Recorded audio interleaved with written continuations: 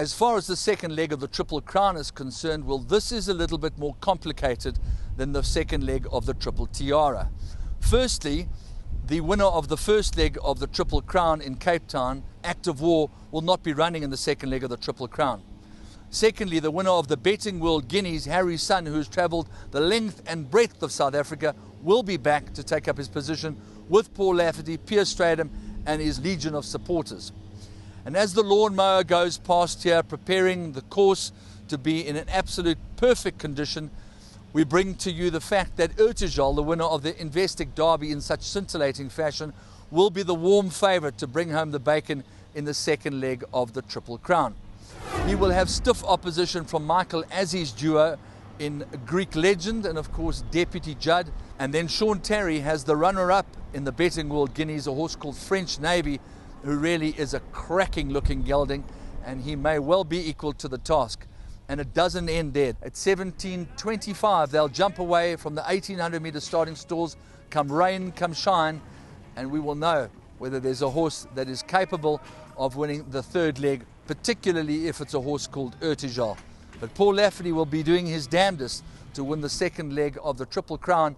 A R2 million purse awaits the winner of that particular race. Let's start with the very, very imposing French Navy. Cracking run in the Guineas, and 1800 metres has got to be right up his alley and what he's looking for. Yeah, I mean, he couldn't do more than what he did in the Guineas, and he's come through it well. Obviously, he's going to be better suited to the 1800. He's in a good place right now, and yeah, let's hope everything goes smooth. It's shaping up to be really one of the races of the season, with a Group 1 winner and of course the Guineas winner in Harry's son, with ETIJAAL, the Derby winner, with Michael Azi's duo, and there could even be more. I mean, you've even mooted the fact that you might well be running Fincherton. Yeah, I think it's a very, very competitive race. Obviously, I think the horse everybody's got to beat is ETIJAAL. And having said that, there is plenty of depth in the race, and Michael Azi's duo and French Navy got very close to him in the Sea Cottage, but obviously he wasn't at his top that day, neither were we.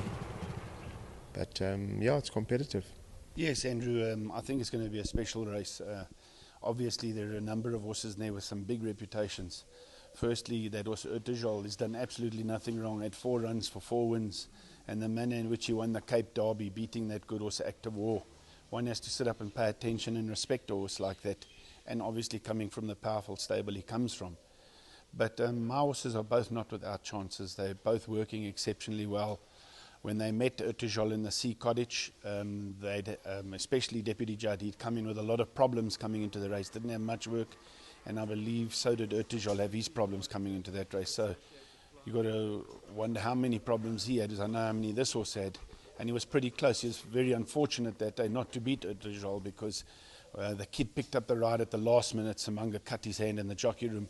This kid was rushed. He had to change back into his racing clothes. He didn't know much about the horse, dropped the reins, had no contact with the horse's head the whole way up the straight.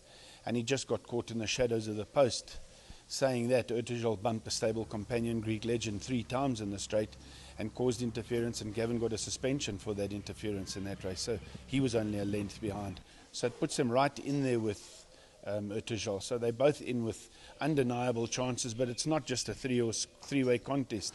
You've got that horse Harry's son. What has that poor horse done wrong? He's taken on the best all around the country, and he's been highly competitive and won most of them. So you have to respect him, and with the services of Pierce Stradham. You were very firmly in his camp for the Guineas. I know you couldn't sing his praises high enough, notwithstanding all the travelling, and Pierre did go early, but at the end of the day he fought on resolutely, notwithstanding the way in which quite a few other horses were finishing, including French Navy. You know, that race, I watched that race, and Pierce Stradham, full marks to him. I don't think he believed what the jockeys were doing in that race, when he like slowly started to steal away from them, and nothing was coming with him, and he thought, well, I'm on my buck and they're going to have to come and fetch me. He caught those guys napping.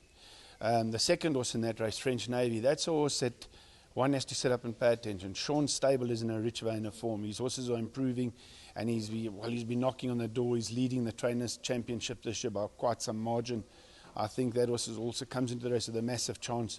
Paulie Peter, small trainer. Horses are doing exceptional and in good shape.